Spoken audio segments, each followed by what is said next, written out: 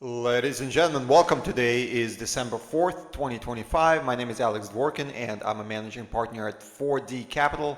We specialize in a very unique mathematical approach to the stock market where we analyze the market and individual equities in multidimensional space, and when we do, essentially perfect order emerges.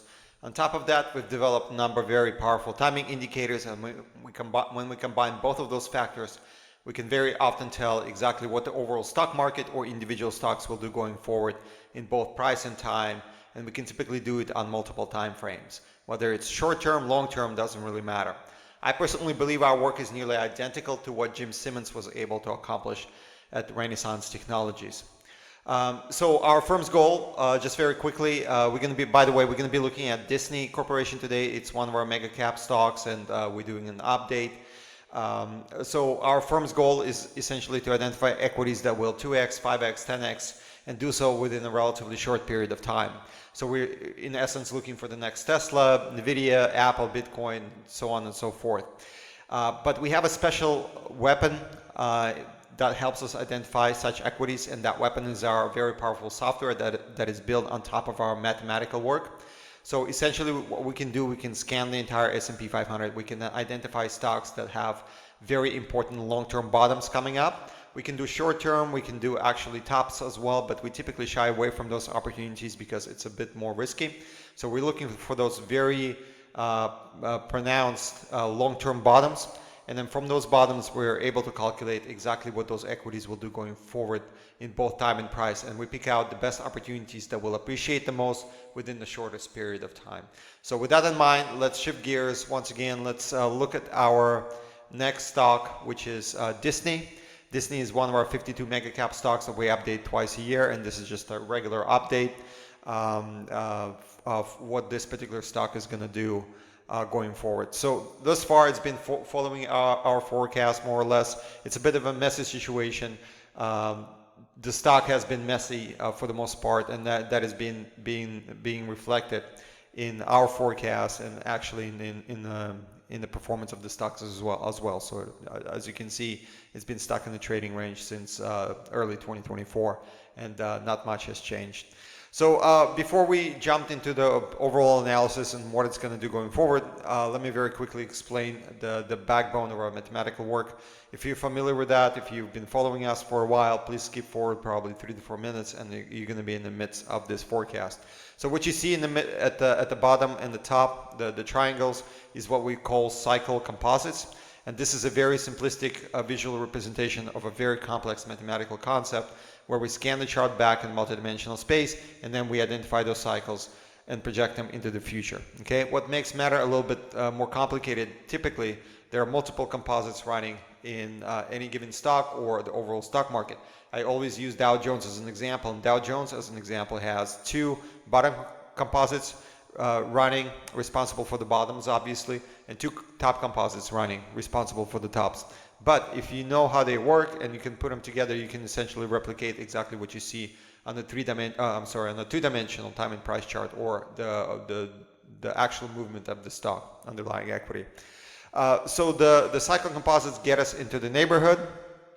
Depending on the length of the cycle, it's typically 1 to 2 plus or minus 1 to 2 months. The lines you see here is what we call cycle clusters, and cycle clusters give us the exact date of an upcoming turning point. So this is also a very simplistic representation of a complex mathematical concept. It's very similar to the composites, but we scan the chart back in multidimensional space. But this time around, we use our own proprietary cycles and we project them into the future. And what we found over the years is that typically very important turning points happen not when any particular cycle arrives, but when there's a multitude of cycles arriving at the same time. So if we have 2, 5, 10 cycles arriving at the same time, and particularly if those cycles are long-term in nature, we can be assured essentially that there's going to be a very important turning point at that juncture. I always use Dow Jones as an example. Once again, on March 6th, 2009, as you know, very important bottom for the market. Many would argue the beginning of this bull market that we're currently in. We had 15 powerful long-term cycles arriving within a 3-day period of time. So anybody who's familiar with that work would know that because the market was declining into that particular juncture, they would know that there's going to be a very important turning point, and then calculate the market and identify the exact bottom, which is what we did at that time. So with that in mind, let's see what Disney is telling us, and go from there. So basically what's happening with Disney is that our forecast hasn't changed since the last update. We're moving into this mid-cycle top, longer term mid-cycle top. And once this mid-cycle top is put in place, Disney is going to decline into this mid-cycle bottom and then subsequently bounce into this major top that is scheduled for 2030, 2031. Okay, so that's the long-term picture of the stock. As you know, we've been trading up. Our prior forecast has been that we're going to see the top in February or March of 2026, this particular mid-cycle top, and that forecast remains in place. We had two upper targets associated with this particular top. One of them was $135 plus or minus $5, as you can see. So the dots you see here represent our three-dimensional calculations and all possibilities of where the stock can top or bottom going forward. We can scan it further and eliminate most of them, but in this particular situation, this juncture at as you can see right here, let me move this a little bit lower. $133 is the exact target, but we typically give a range. So let's say 135 plus or minus $5 is this particular range, and that's one of the top projections that we have. Okay, the other top projection that we have is, let me minimize this. So this is once again this is a representation of our three-dimensional calculations.